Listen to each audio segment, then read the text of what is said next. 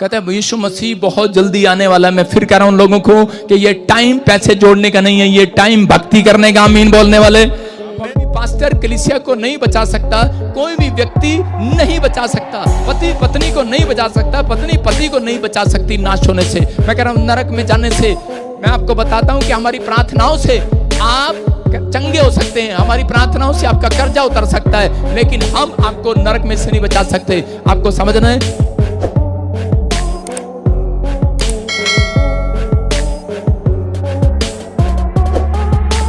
क्योंकि ईमानदार लोगों का परमेश्वर है वो। किन लोगों का? ईमानदार लोगों का परमेश्वर है वो लड़की, ईमानदार लोगों का परमेश्वर है वो। अगर आज आप चाहते हैं कि परमेश्वर आपको, पीछे जाओ, पहले पीछे, ये बांध में लेना, यहां से पीछे जाओ, मेरे सामने नहीं आना, पिछड़ जाओ। परमेश्वर ईमानदार लोगों का परमेश्वर है। क्या आप अपनी ईमानदारी दिखा सकते हैं? कह रहे हैं कि जो लोग पवित्र आत्मा के साथ ईमानदार हैं, परमेश्वर उनकी जिंदगियों में काम करेगा। मैंने आते ही बताया कि किसी ने मुझे कहा कि आपकी भविष्यवाणी सच हो रही है, लेकिन मैंने बताया कि वो प्लेन जो गिर रहे हैं, क्योंकि बाइबल बोलती है कि परमेश्वर अब्राहम को कोई भी विपत्ति डालने से पहले अब्राहम से बात करता था। लूत के ऊपर जब विपत्ति आने लगी तो उसने अब्राहम से बात किया। तो आज भी पूरी दुनिया के अंदर कोई विपत्ति डालने से पहले धरती पर परमेश्वर भविष्यता से बात करता है। किस लिए करता है? वो सावधान करने के लिए, लोगों को, वो लोगों को चेतावनी देने के लिए बात करता है कि ताकि लोग परमेश्वर की ओर मुड़ें और उसका भय माने और उस पर विश्वास करें कि परमेश्वर सच्चा परमेश्वर है और वो आशीष देने वाला परमेश्वर है। बहुत सारे लोग नहीं जानते हैं, कह रहे कि आने वाला समय बड़ा खतरनाक है। This is the last generation. Bible बोलती है लूका 17:32 में यीशु मसीह ने एक जगह पर अपने चेलों को समझाया। कहता है कि अगर तुम स्वर्ग की आशीष को पाना चाहते हो, अगर तुम मुक्ति को पाना चाहते हो इस संसार में, कह रहे हैं कि उस जादू टोने से, क्लेश से बचना चाहते हो, तो कह रहे हैं कि लूत की पत्नी को स्मरण करो। हालेलुया। क्या लिखा? कह रहे लूत की पत्नी को स्मरण रखो। बोलो हालेलुया। अपने पड़ोसी को बोलो लूत की पत्नी को स्मरण रखो। लेकिन यहां पर राजू की पत्नी को स्मरण रखते हैं, ओम प्रकाश की पत्नी को स्मरण रखते हैं, बाबू लाल की पत्नी को स्मरण रखते हैं। अरे भाई, ये नहीं याद रखना कि उसकी पत्नी बहुत धन लेकर आई थी शादी में। ये नहीं याद रखना कि उसकी पत्नी बहुत सुंदर है। ये नहीं याद रखना, ये याद रखना कि लूत की पत्नी मर गई। परमेश्वर ने कहा, कहता है कि यीशु मसीह ने कहा याद करो पुराने नियम को कि लूत की पत्नी क्यों मर गई। लूत की पत्नी को स्मरण रखो। कारण क्या था? कह रहे कि उसकी कोई धार्मिकता, लूत की धार्मिकता भी अपनी पत्नी को नहीं बचा पाई। परमेश्वर ने कहा था, कह रहा सिदोम की नगरी को, कह रहा कि मैं इसको नाश कर दूंगा, खत्म कर दूंगा। और लूत को कहा था कि तू अपनी वाइफ को समझा और अपने परिवार को समझा कि अगर तुम इस देश को नहीं छोड़ोगे, क्योंकि यहां पर पाप भर गया है। कह रहा कि संसार की सारी बुराई इस देश के अंदर भर गई है। अगर तुम इसे नहीं छोड़ोगे तो तुम मारे जाओगे और नष्ट हो जाओगे। और उसी समय लूत की पत्नी सोचती थी मेरा पति बड़ा धार्मिक है, बड़ा मेरा, आजकल लोग बोलते हैं कि मेरा बच्चा जो है, पति बड़ा धार्मिक है, बड़ा मेरा, आजकल लोग बोलते हैं कि मेरा बच्चा जो है चर्च जाता है, मैं जाके क्या करूंगी, मेरा बच्चा ठीक है। माँ कहती है कि इसका डैडी तो चर्च जाता ही है ना, मुझे जाने की क्या जरूरत है। इसका डैडी मेरे लिए भी प्रार्थना कराएगा। ये कोई पेड़ और पत्थर के सामने नहीं आया कि जा बेटे मेरा भी 1.25 रुपये चढ़ाइयो और अपना भी चढ़ाइयो। आपकी समझ में आया कि नहीं? मेरे भी केले चढ़ाइयो और मेरे भी पतासे चढ़ाइयो। भाई मैं कह रहा हूं कि एक के चढ़ाने से कुछ नहीं होने वाला। वो पत्नी सोचती थी कि शायद कि मेरा पति भी मेरा उद्धार करा लेगा, मेरा पति मुझे बचा लेगा। लेकिन लूत की धार्मिकता उसकी पत्नी को नहीं बचा पाई, और ना लूत का धन, ना उसके कपड़े, ना उसकी शानो शौकत, कहता है कोई नहीं बचा पाया। क्योंकि बाइबल बताती है इस बात के लिए कि आपके करे कोई भी करे, आप कोई माँ बाप अपने बच्चों को नहीं बचा सकता। याद रखना, कह रहा कोई भी पास्टर कलीसिया को नहीं बचा सकता, कोई भी व्यक्ति नहीं बचा सकता, पति पत्नी को नहीं बचा सकता, पत्नी पति को नहीं बचा सकती नाश होने से। मैं कह रहा हूं नरक में जाने से। मैं आपको बताता हूं कि हमारी प्रार्थनाओं से आप चंगे हो सकते हैं, हमारी प्रार्थनाओं से आपका कर्जा उतर सकता है, लेकिन हम आपको नरक में से नहीं बचा सकते। आपको समझना है। कहता है अगर आप पवित्रताई में चलेंगे तो परमेश्वर कहता है कि तुम्हारा कैरेक्टर, तुम्हारा चरित्र तुम्हें नाश होने से बचा सकता है। इसलिए बाइबल के अंदर लिखा, यहेजकेल की किताब 14 के 14 में जब हम पढ़ते तो देखो क्या लिखा वहां पर। हाँ, यहेजकेल की किताब 14 का 14।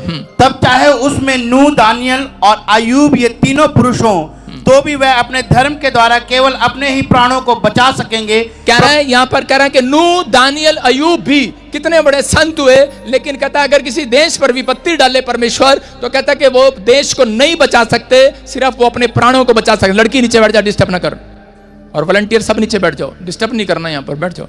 और इसी समय कह रहा कि चाहे उसमें नूह, दानियल, अय्यूब, चाहे वो कितने बड़े बड़े संत हो, लेकिन आपकी धार्मिकता कहता है कि आपको बचा सकती है। आपका कह रहा है कि आपका धर्मी होना, कह रहा आपको, आपके प्राणों को बचा सकता है। आपका पवित्रताई में चलना आपके प्राणों को बचा सकता है। आपको याद रखना है, कहता है, लेकिन आप कहता है कि अपने परिवार को, अपने बच्चों को नहीं बचा सकते, लेकिन जब तक कहता है कि उन्हें पवित्रताई में चलने की शिक्षा ना दो, जब तक उन्हें प्रभु के पीछे चलने की शिक्षा ना दो। इसलिए प्रभु ने चेलों को कहा, बोलता है, कह रहा है कि तुम्हारा कैरेक्टर, कह रहा है तुम्हारा जीवन, कह रहा है कि तुम्हें तुम्हारा सुधार कर सकता है, लेकिन तुम्हारे घराने का सुधार नहीं कर सकता। तुम्हें अपने चरित्र का ध्यान रखना। कहता है लूत की पत्नी को स्मरण रखो। कहता है कि जब वो नमक का खंबा बन गई, जब वो मर गई, तो कहता है कि कोई भी इस दुनिया के अंदर, कहता है कि बाइबल में लिखा कि 2 औरतें चक्की पीस रही होंगी, एक उठा ली जाएगी, एक ले ली जाएगी। 2 पति पत्नी हाथ पकड़ कर जा रहे होंगे, नवी शादी हुई होगी। कहता है यीशु मसीह जब बादलों पर आएगा, पति उठा लिया जाएगा, पत्नी रह जाएगी। ओ सॉरी, पत्नी उठा ली जाएगी, पति रह जाएगा। ओ सॉरी, पति उठा लिया जाएगा, पत्नी रह जाएगी। मैं क्यों मांग रहा हूं बार बार सॉरी? मैं कह रहा हूं कि हो सकता है पत्नी कह रही हो मैं जाऊंगी, पति कह रहा मैं जाऊंगी। मैं कह रहा हूं यहां लड़ाई नहीं चलेगी। एक बार मेरे पास एक बैप्टिज्म लेने के लिए जोड़ा आया, नवी नवी शादी हुई उसकी, और वो जोड़ा आके कहने लगा हम दोनों एक दूसरे से बहुत प्यार करते हैं। तो मैंने कहा तो मैं क्या करूं, बैप्टिज्म लेना है आपने? कहती हाँ लेना है। कहती हमें पानी में डुबकी, हम एक साथ डुबकी लेंगे पानी में। मैंने कहा एक साथ? कह रही हमारा ब्याह एक साथ हुआ, हम एक साथ खाना खाते हैं, एक साथ घूमने जाते हैं, एक साथ सारे काम करते हैं। कहती कि एक साथ हम डुबकी लेंगे। मैंने कहा बेटे, कह रहा यहाँ पर एक साथ लेने की जरूरत नहीं है। मैंने कहा यहाँ तो एक साथ तुम एक साथ स्वर्ग नहीं जा सकते, कोई पहले जाएगा कोई बाद में जाएगा। नहीं, हम तो वहां भी एक साथ जाएंगे। मैंने कहा अच्छा ठीक है, दोनों इकट्ठे ले लो फिर। लेकिन आजकल लोगों को कह रहे कि शौक है। मैं उन लोगों को बता रहा हूं कि आपका चरित्र जब तक साफ नहीं होगा, आप अपने लिए कह रहा है कि चिंतित नहीं होंगे, अपने कैरेक्टर के लिए, अपने पवित्रताई के वाले जीवन के लिए, अगर आप स्पिरिचुअल लाइफ नहीं जिएंगे, तो परमेश्वर आएगा बहुत जल्दी। यीशु मसीह बादलों पर आने वाला है, क्योंकि ये टाइम बहुत बुरा चल रहा है, बहुत समय खराब आने वाला है। मैं उन लोगों को कह रहा हूं कि यीशु मसीह बादलों पर आने वाला है और बहुत जल्दी ऐसा समय खत्म हो जाएगा। यिर्मयाह 14 के 10 के 11 में लिखा कि यिर्मयाह के पास कुछ लोग आए प्रार्थना कराने के लिए, और इसी समय यिर्मयाह ने उनके लिए बहुत रो रो कर प्रार्थना किया, और परमेश्वर ने उसको एक दिन डांट लगाया यिर्मयाह भविष्यवक्ता को। बोलता है बंद कर अपनी प्रार्थनाएं। कहता है इन लोगों के लिए बंद कर दे। कहता है ये कुकर्म करते हैं लोग, मैं इनके लिए कोई प्रार्थना नहीं सुनूंगा, ये कुकर्म करते हैं। कह रहा है आदमियों के साथ किया, कहता औरतों ने औरतों के साथ कुकर्म किया, कहता और आदमियों ने, कहता जानवरों के साथ भी कुकर्म किया। कहता इसलिए पाप इतना बढ़ गया। कहता अब मैं इनकी प्रार्थना नहीं सुनूंगा। कहता इनके लिए प्रार्थना बंद कर दे। मैं आपको बता रहा हूं कि बहुत सारे लोग तकलीफ में थे। मैंने उन लोगों के लिए आज से 10 साल पहले बहुत लोगों के लिए रो रो कर दुआएं किया, बहुत रो रो कर दुआएं किया। लेकिन एक दिन पवित्र आत्मा ने मुझे कहा बस कर। मैं इतना रोने लगा, मैं उस परिवार को इतना चाहता था, उसके लिए प्रेयर करता था। मैं कहता था परमेश्वर तू बचा ले, इस परिवार को बचा ले। लेकिन पवित्र आत्मा ने मुझे कहा चुप हो जा, बंद कर रोना। कहता कि तू क्यों रो रहा है इनके लिए? कहता कि पहले ये तो विश्वास करे, ये तो आज पश्चाताप करे। अरे ये तो बंदगी में आए, ये तो चर्च में आए कि पास्टर जी आप वहां पे हमारी दुआ कर देना, ये लो जी 1.25 लाख रुपया, ये लो जी 1.25 रुपया, ये मैं चढ़ा रही हूं, हमारी दुआ कर देना। वहीं से दुआ कराते थे। आपको समझना है कि नहीं? मैं कह रहा हूं उन लोगों को, अगर आप कनाडा में, अमेरिका में, ऑस्ट्रेलिया में कहीं से भी आज बात कर रहे हैं, परमेश्वर का आत्मा, अगर आप कहीं भी रहते हैं, अगर आप प्रभु के घर जाना नहीं छोड़ते, आप पवित्र आत्मा के पीछे चलना नहीं छोड़ते, मैं कह रहा हूं आपका ये पीछे चलने का टाइम है, याद रखना, क्योंकि वो टाइम बड़ा नजदीक आ रहा है जब यीशु मसीह बादलों पर आएगा। अगर आप पवित्र आत्मा के पीछे चल रहे हैं पवित्रताई के साथ, याद रखना मैं कह रहा हूं इस साल में परमेश्वर आपकी तकलीफों को दूर करेगा, प्रॉब्लम को दूर करेगा। मैं कह रहा हूं मेरी प्रार्थनाएं आपकी प्रॉब्लम दूर कर सकती हैं। अल्लाह मेरे पास कैसी प्रॉब्लम है, मैं घुटने टेकूंगा, 40 दिन प्रार्थना करूंगा, मैं आपकी प्रॉब्लम दूर करवा सकता हूं, लेकिन मैं आपको स्वर्ग नहीं लेकर जा सकता। आप समझ रहे हैं कि नहीं मैं क्या कहना चाह रहा हूं? मैं कह रहा हूं यहां पर संसार को स्वर्ग नहीं लेकर जा सकता। आप समझ रहे हैं कि नहीं मैं क्या कहना चाह रहा हूं? मैं कह रहा हूं यहां पर संसार में लोग चिंतित हैं कि मेरे बच्चे की आंख नहीं है, कान नहीं है, नाक नहीं है, टांग नहीं है, बाँ नहीं है, पैसा नहीं है, ये चीजें, वो चीजें, ये चीजें सब मिल जाएंगी आपको, लेकिन स्वर्ग उस व्यक्ति को मिलेगा जो व्यक्ति परमेश्वर के साथ ईमानदार होगा, जो व्यक्ति परमेश्वर के साथ करा पवित्रताई में होगा। जो उसको मिला, इसलिए उसने कहा एक ले लिया जाएगा, एक छोड़ दिया जाएगा। घर में 4 जन होंगे, एक ले लिया जाएगा, 3 के 3 छोड़ दिए जाएंगे। आपको विश्वास करना है। अगर आज आप पवित्रताई से चलने का वादा कर रहे हो, परमेश्वर का आत्मा कहता है कि 1 सेकंड नहीं लगाऊंगा आपकी किस्मत बदलने में। हालेलुया। कहता है कि बहुत सारे लोग कहते हैं यहाँ सुखी रहते हैं, लेकिन उसके मरने के बाद वो सुखी नहीं रहते। बहुत सारे लोग यहाँ दुखी रहते हैं, कह रहा उस गरीब व्यक्ति की तरह, लेकिन मरने के बाद वो सुखी है, परमेश्वर की गोद में है। मैं कह रहा हूँ आपको बिलीव करना है कि अगर आज आप कहीं पर भी हैं, अगर आज आपके पास कुछ नहीं है, लेकिन आपके पास ईमानदारी है, पवित्रताई से चलने का फैसला है आपके अंदर, आपका कैरेक्टर है आपके पास, आपने अपने चरित्र को संभाल कर रखा, अपनी गवाही को कभी खराब नहीं होने दिया, आपने पाप से नफरत करना सीख लिया। मैं कह रहा हूं आने वाला समय कह रहा है कि तुम्हारा होगा चर्च। आमीन। आने वाली आशीषें आमीन बोलने वालों की होंगी चर्च। आमीन। उत्पत्ति 19 के 26 में क्या लिखा, हाँ पढ़ेंगे लूत के बारे में, कि यहाँ पर परमेश्वर ने लूत को कहा कि अपनी परिवार को लेकर निकल ले यहाँ से और जल्दी निकल जा और पीछे मुड़कर ना देखना। लिखा लूत की पत्नी ने, मुझे क्या जरूरत है अशोक तेरी, क्योंकि तू इतना ढीला है। लूत की पत्नी ने जो उसके पीछे थी, दृष्टि फेर के पीछे की ओर देखा और वह नमक का खंबा बन गई। बोला हालेलुया। हालेलुया। प्रभु ने कहा था लूत को कि लूत कह रहा तेरी पत्नी कह रहा पीछे मुड़ के ना देखे, कह रहा जब यहां से निकले इस नगरी से, इस पाप की नगरी से, कह रहा कि पीछे मुड़ के नहीं देखना। आज बहुत सारे लोगों को, औरतों को, भाइयों को, बहनों को बताया जाता है, कह रहा कि जब ये मकान छोड़ना पड़े, अगर किसी को मकान छोड़ना पड़े, हेलो, अगर मकान छोड़ना पड़े किसी को, तो इसमें औरतें क्या करती हैं, हाय मेरा ना वो मेरी माँ ने मेरा कपड़ा दिया था वो रह गया, और सारा ट्रक में सामान लाद दो, थोड़ी थोड़ी देर में फिर घुसेगी। आपको पता है मेरे वो गहने रह गए, मेरी वो अंगूठी रह गई, मेरी माँ की दी हुई वो चादर रह गई, मेरी माँ की दी हुई वो रह गया, वो रह गया। एक बार तो जरूर जाएगी कमरे में। हालेलुया। कह रहा है कि मकान खाली करने के लिए यहाँ पर परमेश्वर ने कहा कि अब मेरा क्रोध ऊपर से बरसेगा इस नगरी के ऊपर, और आग के गोले गिरेंगे, और ये शहर, ये देश खत्म कर दूंगा मैं, ये नगरी खत्म कर दूंगा मैं, और तू निकल ले लूत, सिर्फ तुझे बचा रहा हूं क्योंकि तू धर्मी है, और तेरे कारण, अब्राहम के कारण कह रहा मैं तुझे बचा रहा हूं, और अपनी फैमिली को ले और निकल ले, क्योंकि परमेश्वर चिंता करता है, आपकी चिंता करता है। अगर एक भी जन यहां पर बैठा है, याद रखना परमेश्वर आपके पूरे घराने को बचाने की ताकत रखता है। याद रखना, पूरे घराने को, एक को नहीं, सबको बचाना चाहता है। इसलिए वो चाहता है, कहता है कि आप अपने आप मजबूत हो रहे हैं तो अपने परिवार को भी मजबूत करना है पवित्रताई के अंदर। यहां पर परमेश्वर ने लूत को कहा कि लूत मैं तुझे एक अवसर दे रहा हूं, तेरी पत्नी अधार्मिक नहीं है, तेरी पत्नी पवित्रताई में नहीं है, तेरा परिवार, तेरे बच्चे पवित्रताई में नहीं है, लेकिन मैं तुझे एक मौका दे रहा हूं, एक अवसर दे रहा हूं, और इस अवसर को चूकना नहीं है, और इसको कह दे कि पीछे मुड़ के नहीं देखना। अगर इसने पीछे मुड़ के देखा तो मैं इसे नमक का खंबा बना दूंगा। और उसने अपनी पत्नी को बताया, उसने अपने परिवार को बताया। लेकिन शैतान हमेशा पाप करने से पहले लोगों के अंदर ऐसी ऐसी विचार डालता है, नहीं नहीं कुछ नहीं होता, एक बार तो देख ले। हालेलुया। इसके सैंडल तो देख ले, इसकी जूतियां तो देख ले, इसका मुंह तो देख ले। आप कह रहे पाप करने से पहले लोगों के पैसे तो देख ले, लोगों की गाड़ी देख ले, लोगों का घर देख ले। मैं क्या कहता हूं, वो विचारों में आपको गिराने की कोशिश करता है, वो आपको नमक का खंबा बनाना चाहता है। लेकिन यहां पर ये औरत समझदार नहीं थी, समझ नहीं पा रही थी, लेकिन उसने कहा पीछे मुड़कर नहीं देखना। सुनो, अगर ऊपर से आग के गोले गिरे, अगर किसी देश पर आग ऊपर से नहीं, रॉकेट में से बम गिरे, बम, अगर किसी देश में, गांव में बम गिरे ऊपर से बड़े बड़े, क्या आप वहां रुकेंगे? क्या आप वहां कहेंगे कि रुक जाओ 1 मिनट, मेरे ना बालों का क्लिप रह गया?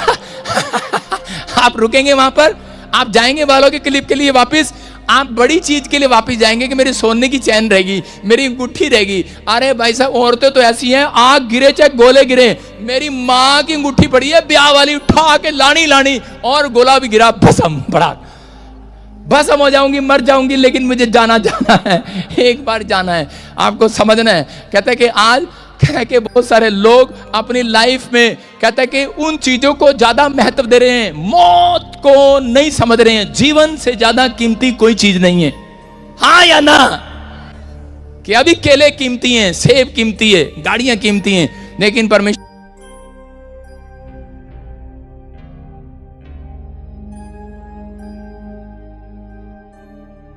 कह रहा है उससे ज्यादा कीमतें नहीं है। मान लो, बताओ बम कहां गिराऊं? बोलो। परमेश्वर को कहूं कि अभी चाइना जब झगड़ा करे तो परमेश्वर यूपी में एक गोला गिरवा देना, एक फलाना नडड़ा गांव में गिरा देना, तो क्या होगा? कोई से भी गांव में गिरे बम अगर, तो क्या होगा? क्या आप वहां रुकेंगे? पहले अनाउंसमेंट होती है, हेलो बाढ़ आने वाली है, आसपास समुद्र के पास जितने गांव है खाली कर दो, तूफान आने वाला है बॉम्बे में, खाली कर दो।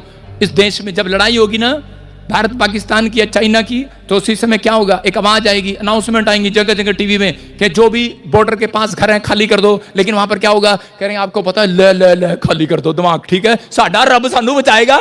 हाँ, आत्मिक है नहीं और रब सानू बचाएगा। सबसे पहला गोला वहीं गिरेगा जहां पे वो प्रार्थना कर रही होगी। आप कहते हैं इसका मतलब ये है कि आपको समझना है, कह रहा है कि आपको पवित्रताई में चलना है। चर्च कह रहा है पीछे मुड़कर नहीं देखना। कह रहा है कि आज यहां बता रहा था, और उसकी औरत ने जब पीछे मुड़कर देखा, कहती मेरा इतना सुंदर घर, वो मेरा वो रखा वहां पर, वो रखा। तो उसने कहा, उसका दिल कर रहा था नहीं नहीं नहीं मर जाएगी, नहीं नहीं नहीं मर जाएगी, नहीं नहीं पीछे मुड़कर देखना मर जाएगी, नहीं नहीं नहीं नहीं पीछे मुड़कर देखना, नहीं नहीं पीछे मुड़कर देखना। शैतान कह रहा नहीं नहीं एक बार देख ले, कितनी बढ़िया कोठी छोड़ के जा रही थी। हाँ कितनी बढ़िया कोठी, 500 गज वाली, व्हाइट पेंट आज ही कराया था, 8 नमक का खंबा बन गई है। समझ रहे हैं? इसका मतलब ये यीशु मसीह ने समझाया, कहता है कि जब आपने पुराना मनुष्य तत्व छोड़ दिया है, पुराना स्वभाव छोड़ दिया है, तो कह रहा है पलट कर नहीं देखना, चर्च पीछे मुड़कर नहीं देखना। जिन चीजों को आप यीशु मसीह में आने के बाद छोड़ चुके हो, कह रहा वापस लौट कर नहीं जाना, उस पुराने स्वभाव में नहीं जाना। आप गाली देते थे, अब नहीं देना। कह रहा शराब पीते थे, अब नहीं देना। व्यभिचार करते थे, अब नहीं करना। कहता जिन चीजों को आपने छोड़ दिया है, वापस पलट कर नहीं जाना अपनी पाप की जिंदगी में। कह रहा पुराने मनुष्य तत्व को उतार फेंको आज। कहता है कि पुराने कह रहा कल्चर को उतार फेंको आज। कह रहा कि जब अगर आपने पहले फ्रेंड को कह रहा भूल जाओ, बहुत मुश्किल है, बहुत मुश्किल है, पहले फ्रेंड को भूल जाओ। कह रहा कि नहीं बहुत मुश्किल है, बहुत मुश्किल है। मैं क्या कर रहा हूं, आपका दोस्त आपका नुकसान कर रहा है बार बार, लेकिन प्रभु का आत्मा कह रहा है वो आप पर जादू टोने करा रहा है, वो आपसे ठगियां मार रहा है, लेकिन आप क्या, परमेश्वर का आत्मा कह रहा है अपने फ्रेंड को भूल जाओ। लेकिन नहीं, उसके साथ ठगी कर रहे हैं, पैसा खा रहा है वो आपका, लेकिन आपका मन है उसके नहीं नहीं नहीं, नहीं मैं उसको छोड़ूंगा नहीं। मैं कह रहा हूं कि भूल जाओ। कह रहा है कि छोड़ दो उन चीजों को जो आपको पाप में डाल रही हैं। पौलुस बोलते हैं पीछे की बातों को भूल जाओ, आगे बढ़ते जाओ, क्योंकि अगली मंजिल यीशु मसीह खड़ा है वहां पर। कह रहा है कि आज बहुत सारे लोग बोलते हैं चल बेटे चिंता न कर, हम तू आगे चल, हम तेरे पीछे हैं। जब लड़ाई होती है तो उसी समय सेना आगे होती है और अफसर पीछे होता है, चिंता ना करो, चलो चलो चलो। लेकिन यहाँ पर बहुत सारे लोग बोलते हैं चल चल तो चल बेटे मैं तेरे पीछे हूँ, चल चल डर मत चल मैं तेरे पीछे हूँ। लेकिन यहाँ यीशु मसीह बोलता है, कह रहा है कि मैं तुम्हारे आगे हूँ, तुम मेरे पीछे आओ, चलो शाबाश। मैं क्या कह रहा हूं आपको समझना है, यीशु मसीह आपसे भागने वाला नहीं है, वो आपके आगे आगे चलने वाला, आपको सुरक्षा देने वाला है। लेकिन अगर आज आप फिर से वही काम करते हैं, कह रहा लूत के पत्नी की तरह, कि अगर आप फिर पुराने स्वभाव में जा रहे हैं, फिर पुराने मनुष्य तत्व को पहन रहे हैं, मसीह में आने के बाद फिर किसी की ईर्ष्या कर रहे हैं, फिर किसी की बुराई कर रहे हैं, फिर किसी के साथ झगड़ा कर रहे हैं, फिर आप किसी के साथ ठगी मार रहे हैं, परमेश्वर कह रहा है कोई फायदा नहीं है तुम्हारा प्रभु में आने के बाद। इसका मतलब कहता है कि आज हो सकता था कि यहां पर रूत जो है वो उसकी मिस्र देश छोड़कर वो इज़राइल के देश में आई, और उसका वहां पर उसकी जो शादी हुई, उसने परमेश्वर के इज़राइल में ब्याही गई, और उसके बाद जैसे उसने कदम रखा, थोड़ी देर में उसके देश में अकाल आ गया, उसके घर में पैसा खत्म हो गया। लोग उसको ताने मार सकते थे, उसको ताने पड़ते भी होंगे, लेकिन उसके बाद उसकी सास लेकर उसे दूसरे देश मोआब देश में चली गई। लेकिन उसी समय बाइबल बोलती है कि जब वो यरूशलेम को छोड़कर गए, रोटियों के घर को, दया के घर को छोड़कर गए, उसका पति वहीं मर गया, उसके बच्चे वहीं मर गए, और रूत के भी पति मर गया। और उसी समय नाओमी का जब बच्चा मर गया, और उसके बाद रूत का भी पति मर गया, उसका नाओमी का बेटा भी मर गया, विधवा हो गई दोनों, और उसी समय रोने लगी। लेकिन हो सकता था रूत परमेश्वर को भूल जाती, रूत छोड़ देती, लेकिन वापस लौट सकती थी। लेकिन उसने फैसला लिया कि परमेश्वर मैंने जो पुरानी जिंदगी छोड़ दी है, जिस मूर्ति पूजा के देश में करे मैं छोड़कर आई हूं, मैंने प्रभु के देश में आई हूं, कहती कि अब मैं वापस नहीं जाऊंगी। हो सकता था वो वापस जा सकती थी, लेकिन उसका फैसला अड़िग था। उसने कहा नहीं, कहते अब मैं वापस नहीं जाऊंगी, जिस चीजों को मैंने छोड़ दिया मैं वापस नहीं जाऊंगी, मैं दोबारा से उस पाप की जिंदगी में नहीं जाऊंगी। और उसने फैसला लिया। परमेश्वर ऐसे लोगों को ढूंढ रहा है, कह रहे कि जो लोग कह रहे गरीबी में, तंगी में, बीमारी में, समस्या में, आज भी यीशु मसीह को बोल रहे हैं कि यीशु मसीह चाहे कुछ भी हो, लेकिन मैं दोबारा से पाप वाली जिंदगी में नहीं जाऊंगा, मैं दोबारा से उसी काम पर नहीं जाऊंगा जो मैं पहले करता था। लेकिन आज बहुत सारे लोगों को जब ताने मिलते हैं, आज बहुत सारे लोगों को जब लोग बोलते हैं तेरी गवाही क्या बनी, तो कहता अच्छा क्या मिला तुझे चर्च जाके, छोड़ दे, पुराने मुश्तत में आ जा। फिर वो कहता पुराने कपड़े फिर से पहन लूंगा, ले पकड़ यीशु मसीह के कपड़े, मैं छोड़ दूंगा। मैं कह रहा हूं उन लोगों को कि उनके लिए खतरनाक बात है ये साल के बाद, कहता है यीशु मसीह बहुत जल्दी आने वाला है। मैं फिर कह रहा हूं उन लोगों को कि ये टाइम पैसे जोड़ने का नहीं है, ये टाइम भक्ति करने का। आमीन बोलने वाले, पुराने चाल चलन को छोड़ना है। कह रहा नहीं तो एक यहीं रह जाएगा और एक चला जाएगा। आपको समझना है इस बात के लिए कि पुराने मुनस्तत को उतार फेंको, आज पुरानी बातों को उतार फेंको। आज पवित्र आत्मा चाहता करा कि सूरनी को, बाइबल में जिक्र सूरनी का किया गया, सूर का नहीं किया गया, सूरनी का जिक्र किया गया कि सूरनी, नलाई हुई सूरनी कह रहा फिर से कीचड़ में जाके बैठ जाती है। इसका मतलब क्या है? इसका मतलब यह है कह रहा कि सही होने के बाद भी, पवित्रताई में चलने के बाद भी, कहता है कई लोग तो सूरनी का जीवन जीते हैं। कहता है उनको जितना मर्जी नला दो, जितना मर्जी पाउडर लगा दो, जितना मर्जी शीशा दिखा दो, लेकिन थोड़ी देर के बाद उन्हें अच्छे अच्छे कपड़े बना दो, चाहे बैप्टिज्म दे दो उन्हें, लेकिन उसके थोड़े दिन के बाद फिर शराब के ठेके पर, फिर किसी कीचड़ में जाके कहेंगे मैं तो सूर नहीं हूं, अपने कपड़े खराब करूंगी। हालेलुया। क्योंकि उसको वो स्थान अच्छा लगता है, वो चीजें उनको अच्छी लगती हैं। आपको फैसला लेना है कि परमेश्वर के साथ चलना है या नहीं चलना है। अगर आप ईमानदार हैं, मैं कह रहा हूं कि पवित्र आत्मा कह रहा है कि पुराने चाल चलन को भूल जाओ। दुल्हन अपने ससुराल में अपनापन जब पाएगी जब वो कह रहा है कि अपने मायके को भूल जाएगी। याद रखना, बोलो हालेलुया। क्या मैं सही कह रहा हूं? औरतों के नहीं, बहनों के नहीं। ससुराल में एक औरत जब दुल्हन जब नहीं जाती है तो उसको अपनापन कहां लगेगा? कह रहे जब लगेगा जब वो अपने मायके को भूल जाएगी। वो बोलती है, कह रही मेरी मां ने तो कहा था कि चाय बेटे मैं पिलाऊंगी तेरे को, और सास कहती है चाय बना मेरे लिए। उसको अपनापन नहीं लगता वहां पर। लेकिन परमेश्वर का आत्मा कह रहा है कि एक दुल्हन के लिए, कहते कि आपको परमेश्वर का आत्मा कह रहा है, कहता है अगर आपको मायके में अपनापन चाहिए, ससुराल में अपनापन चाहिए, तो मायके को भूलना पड़ेगा। याद रखना, पवित्र आत्मा यही समझाना चाहता है। कहता है ये मायका है और ऊपर आपकी ससुराल है। आपको ये मायके को कहता संसार की चिंताओं को भूलना पड़ेगा। कहता अगर आप अपनापन चाहते हैं, जब आप भूल जाएंगे कह के ससुराल में कर अपनापन ससुराल में आप समझ जाएं कि उस ससुराल को, स्वर्ग को अपनापन बना लो कि हमारा है वो स्वर्ग। परमेश्वर आज रात कहता है कि आपके लिए अपनापन दिखाएगा, वहां से बैठकर अपने बच्चों का ख्याल करेगा जब वो बादलों पर आएगा। वो कह रहा पवित्रताई में चलने वाले लोग, कहते हैं कि बहुत सारे लोग इसलिए नहीं स्वर्ग जा रहे, इसलिए धरती पर पाप करते हैं क्योंकि उनके अंदर अपनापन नहीं है। उनके अंदर वो ससुराल को अपना नहीं समझते। अगर दुल्हन ससुराल को अपना समझने लगे तो मैं कह रहा हूं उनके घर में कभी लड़ाई ना हो। याद रखना, भूल जाना मायके को। कह रहा है जब यहां से आदमी मरता है तो थोड़ी देर के लिए आत्मा को कुछ नहीं याद रहता, ऊपर जाकर याद आता है। याद रखना कि भूलना पड़ेगा उन संसार की चीजों को, आत्मिक होना पड़ेगा। इनके लिए भाग दौड़ नहीं करना धन इकट्ठा करने के लिए संसार में। मैं आपको बता रहा हूं कि परमेश्वर के आत्मा ने मुझे, प्रभु ने मुझे एक ईमानदारी की बात सिखाई थी जब मैं प्रभु में आया। जब मैं नया नया विश्वासी था तो उस समय 10 साल पुरानी बात, 2008 की बात है कि जब मैं प्रभु में आया तो उस समय एक पास्टर के साथ में किसी पास्टर के घर पर गया, और जब मैंने वहां पर देखा कि उसके पर्दे पर मुझे यीशु मसीह के दर्शन हुए, मैंने अपने पादरी को कहा, मैंने कहा अरे बड़ा अनॉइंटेड पास्टर है। मैंने कहा इसके घर में तो यीशु मसीह रहता है। उसने कहा तुझे कैसे पता? मैंने कहा मुझे दिखाई दिया। कहता नहीं तेरा बैम है। फिर मुझे स्वर्गदूत दिखाई दिए। मैंने कहा यार पर्दे में से निकल रहे हैं और जा रहे हैं। कहता तुझे कैसे? मैंने कहा पता नहीं मुझे क्या हो रहा है। मैंने कहा एक बार नहीं, शमूएल की तरह मुझे 3 बार दर्शन आया। लेकिन उसने मेरी बात पर गौर नहीं किया। उस पादरी को जब मैंने बताया और उसने मुझे कमरे में ले गया और मुझे कहने लगा, फिर वो हमारे चर्च में आया और आकर कहने लगा, कह रहा भाई, कहता कि बेटे दो लड़कों को हमसे बात किया, बोलता है कि हम तुम्हें 1 करोड़ रुपए का मकान देंगे, 20 लाख की गाड़ी देंगे। कहता है कि तुम्हारे अंदर टैलेंट है, कहता तू हमारे साथ सेवा कर और अमेरिका चल। आज से देखो कितने पुरानी बात होगी है, 14 साल पुरानी बात होगी है और 2016 साल हो गए इस बात को। लेकिन उस समय मैंने उसको ना कर दिया और जो एक लड़का था उसने हाँ कर दिया और वो चला गया। और मैंने जब ना किया और शैतान मेरे विचारों में बोलता रहा, 3 दिन मेरे साथ बात करता रहा, ऐसे विचार आते रहे, गंदे गंदे ऐसे विचार आते रहे, यार तूने ऐसा क्यों किया? आज तेरे पास बहुत सारा पैसा होता, बहुत सारी गाड़ी होती, बहुत सारा कुछ होता, काश तूने गलत फैसला ले लिया। लेकिन उसके थोड़े दिन के बाद क्या हुआ, मैं फिर चर्च गया। मैंने परमेश्वर को कहा था, परमेश्वर मैं ईमानदारी रखूंगा, जहां जुड़ गया वहां जुड़ा रहूंगा यीशु मसीह के नाम में। मैं दोबारा मुड़कर वापस नहीं जाऊंगा उन कामों में। पहले ठगी करते थे लेकिन अब नहीं करते परमेश्वर, पहले शराब पीते थे अब नहीं पिएंगे परमेश्वर, पहले गाली देते थे अब नहीं देंगे, जिन गंदे कामों को मैंने छोड़ दिए, जिन पुराने मनुष्य तत्व को छोड़ दिए, अब दोबारा वो नहीं पहनूंगा। परमेश्वर ऐसे बच्चों को प्यार करता है, ऐसे लोगों को ढूंढ रहा है आज बरकत देने के लिए।